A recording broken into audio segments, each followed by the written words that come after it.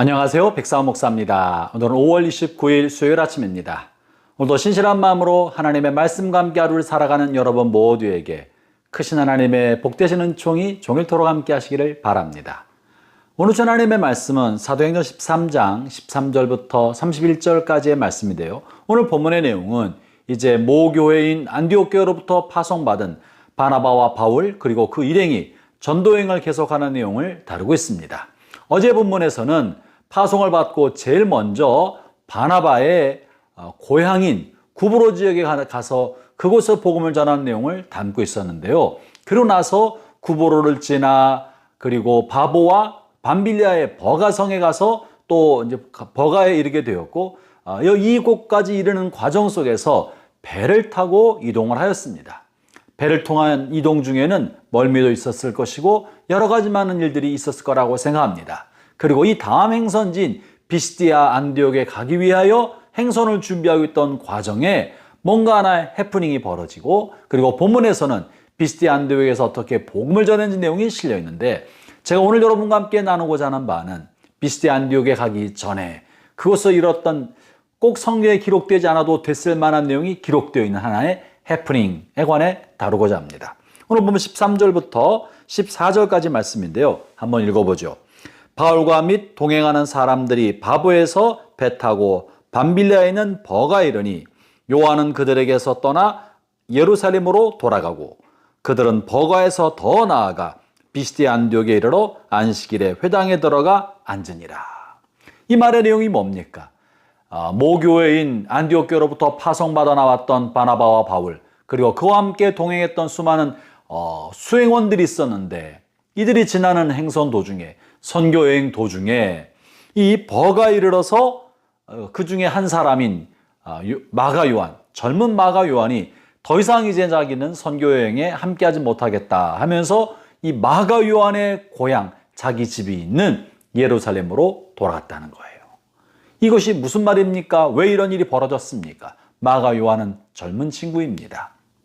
그는 아마도 바나바와 바울과 함께 처음 선교지 여행에 동참했을 때 하나님께서 바나바와 바울을 따로 세워서 파송하시는 놀라운 모습을 보면서 하나님이 함께 하시는 위대한 사역에 동참하고 싶은 마음이 들었을 것입니다. 어떤 일이 벌어질까? 하나님이 우리를 이끄시는 삶이 얼마나 다이내믹하고 신날까? 그런 기대감을 가지고 이 선교여행에 참여하였는데 실제로 그들이 부딪히는 일은 먼 길에 배를 타고 시달려야 했었습니다. 사람들로부터 그렇게 환영받는 일만은 아니었습니다. 그리고 이제 버가에서 비스디아 안디옥까지 가려면 타우로스라는 큰 산맥을 넘어가야 합니다. 지나온 길 속에서의 배의 여정도 배 타고 이동하는 여정도 힘들었습니다. 어쩌면 멀미를 했는지도 모르겠습니다. 그런데 또 다른 여정은 산맥을 지나가야 하는 산악행군의 여정이었던 것입니다. 마가 요한이 생각할 때 부르심을 따라 살아가는 것은 꽃길인 줄 알았더니 백길로 이동하는 멀미길이요 산맥을 넘어가는 산악행군이 그들 앞에 기다리고 있었던 것입니다. 마가 요한의 생각했던 것과 다른 삶이 펼쳐졌던 거죠. 하나님의 말씀에 순종하고 사명을 따라 살아가는 삶은 편안하고 안전이 보장된 그런 삶이 아니라 다시 말하면 꽃길이 아니라 고난의 행군이요 산악 행군이었던 것입니다.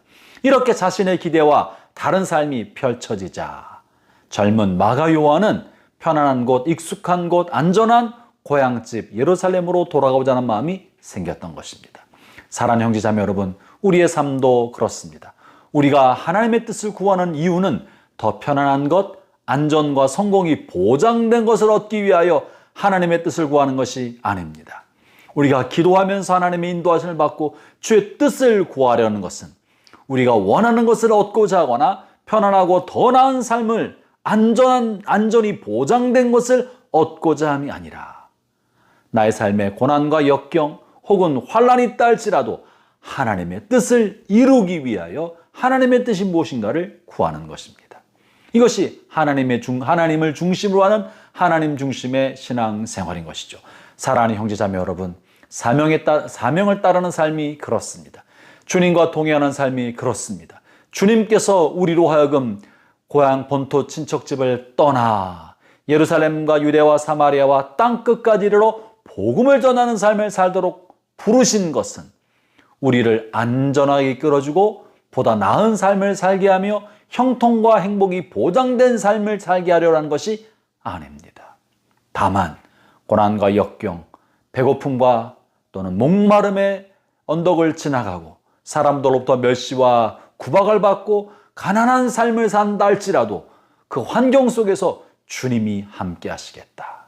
땅 끝까지 함께 하시겠다. 세상 끝날까지 주님이 함께 해 주시겠다고 약속한 것이지 우리에게 보다 더 편안한 삶을 보장해 주신 것은 아니오시다.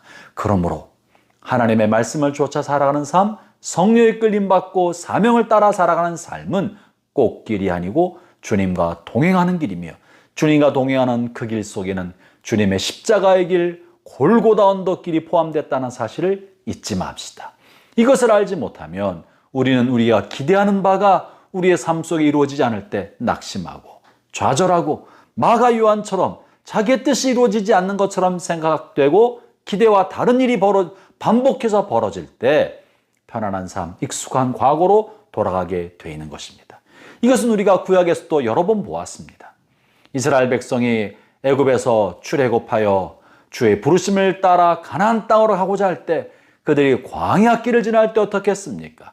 광야길을 며칠 동안 3, 4일 걸었을 때 뙤약볕 아래 힘들게 되고 물이 없게 되자 그들은 옛날 살던 애굽 땅을 그리워하면서 애굽으로 돌아가고 싶은 마음을 갖지 않았겠습니까? 형제 자매 여러분, 그것은 잘못된 기대 때문에 온 것입니다. 주님께서 여러분에게 약속해 주신 것은 꽃길이 아니라 주님과 동행하는 삶이며 사명을 이루어가는 삶이라는 사실을 잊지 마십시오.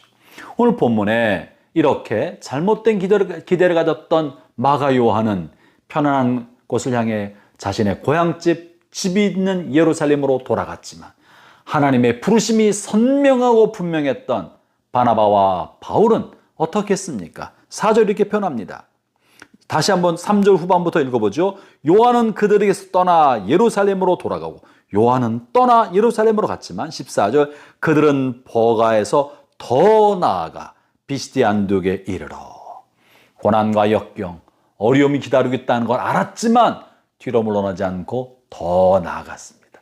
더 앞으로 간 것입니다. 더 정진하였던 것입니다.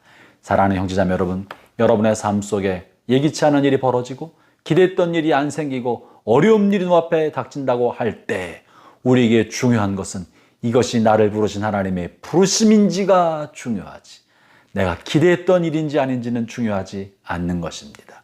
고난을 뚫고 나갈 수 있는 믿음의 용기와 도전의 정신이 여러분의 마음속에 제 안에 가득하기를 바랍니다. 우리는 나를 기쁘게 하기 위해 살아가는 사람이 아니라 하나님을 영광스럽게 하기 위해 살아가는 사람이라는 사실을 잊지 맙시다. 오늘도 주님과 동행하는 복된 하루 되시기를 주의 이름으로 축원합니다. 기도하겠습니다. 하나님 아버지 감사합니다. 주의 말씀에 순종하며 살아간 우리의 삶에 내가 원했던 것이 이루어지지 않고 원치 않았던 것이 내 앞에 놓인다 할지라도 뒤로 물러나 침륜에 빠지지 않고 믿음을 가지고 더 나아갈 수 있는 용기를 갖도록 이끌어 주시옵소서. 예수님 이름으로 기도합니다. 아멘.